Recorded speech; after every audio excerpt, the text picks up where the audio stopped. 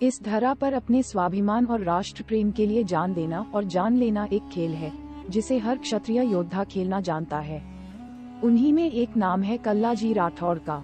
कल्लाजी का जन्म अश्विनी शुक्ल अष्टमी विक्रम संवत 1601 में सामियाना गांव मीरता नगर में हुआ था।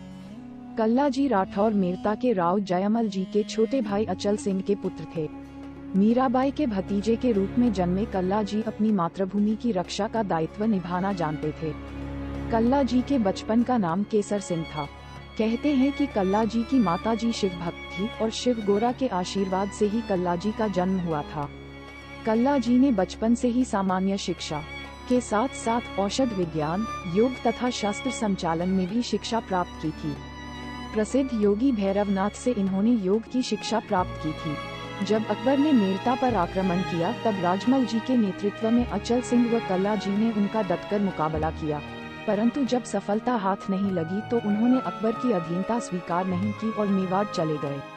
मेवाड़ के राणा उदय सिंह ने इनका स्वागत किया और जयमल जी को बगनौर की जागीर दी व कल्लाजी को रंधालपुर की जागीर देकर गुजरात सीमा का रक्षक नियुक्त किया। कल्लाजी जब मेवाड़ गए थे तब उनकी उम्र 16 वर्ष की थी। इतनी छोटी उम्र में भी उन्हें युद्ध में कुशलता प्राप्त थी। वे एक निडर योद्धा थे। कल्लाजी ने हमेशा अपने आसपास के लोगों की मदद की थी। कल्लाजी ने ही रनला क्षेत्र की जनता को पैमला डाकू से मुक्ति दिलाई थी। पैमला डाकू को मारकर रनला की 200 गायों को बचाया था। इसीलिए ही कल्लाजी को 56 धरा के राव की उपाधि दी गई थी। जब उनके विवाह की रस्में चल रही थी और जयमाला व फेरे के बाद ही उदय सिंह का बुलावा आ गया था, क्योंकि चित्तौड़ पर अकबर ने आक्रमण कर दिया था। तब कल्लाजी ने अपनी अर्धांगिनी को फिर मिलने का वचन दिया और सीधे युद्ध भूमि के लिए रवाना हो गए थे। जयमल जी और कल्लाजी अपनी सेना के साथ अकबर से युद्ध करते रहे और अकबर को भैरवपौल से आगे नहीं बढ़ने दिया। जब जयमल जी ने देखा कि अब अकबर की सेना उन पर भारी पड़ रही है तो उन्होंने सभी सैनिकों को केसरिया बागा पहनकर साका करने के लिए तैयार होने को कहा और इधर क्षित्राणियों जौहर की तैयारी करने लगी थी। ये 1567-68 का जौहर व साका थे। राव जयमल व कल्लाजी दोनों ही अकबर की सेना पर भारी पड़ रहे थे। तभी अकबर के सेनापति ने जयमल जी पर गोली चलाई जो उनके पांव पर लगी थी। जयमल जी युद्ध करना चाहते थे पर वो खड़े नहीं हो पा रहे थे।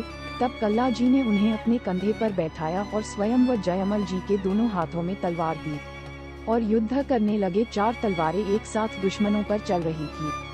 सैकड़ों दुश्मन कट कट कर गिर रहे थे तो अकबर को लगा कि कोई 4 हाथों वाला युद्ध कर रहा है, जिसके 2 सिर है और 4 हाथ, शायद कोई दैवीय शक्ति है। युद्ध करते करते जब जयमल जी पर वार हुआ और वो गिर गए थे, परंतु कल्लाजी दोनों हाथों में तलवार लिए दुश्मनों पर भारी पड़ रहे थे। तभी अकबर के सैनिक ने कल्लाजी के पीछे से उनकी गर्दन पर वार किया, जिससे कल्लाजी का सिर धड़ से अलग हो गया था। फिर सिर गिरने पर भी धड़ तलवार चलाता रहा, जिसे देख दुश्मन भी कांप गए थे। कल्लाजी ने जिस भैरवपौल से आगे अकबर को नहीं बढ़ने दिया था, वर्तमान में वहीं पर उनका चबूतरा बना है। कल्लाजी को उनकी कुलदेवी नागनेची मां का आशीर्वाद प्राप्त था। इसलिए कहते हैं कि जैसे ही उनका सिर कटकर नीचे गिरा तो मां ने उसे अंतर्ध्यान कर दिया था। मान्यता तो ये भी है कि कल्लाजी ने अपनी पत्नी को वापस आने का वचन दिया था, इसलिए उनका धड़ अकबर की सेना से लड़ते लड़ते रनला आया और अपनी पत्नी के पास आकर शांत हो गया था, जिसे उनकी पत्नी कृष्णा कुमारी चौहान ने अपनी गोद में लिया और वही सती हो गई थी। कल्लाजी का प्रमुख उपासना स्थल रनला, तहसील सलूम्बर, उदयपुर में है। वहीं पर उनकी पत्नी कृष्णा कुमारी जी का पूजन स्थल भी है। चित्तौड़ की भैरवपौल में आज भी अश्विनी शुक्ल नवमी को कल्लाजी का लोक देवता के रूप में मेला भरता है।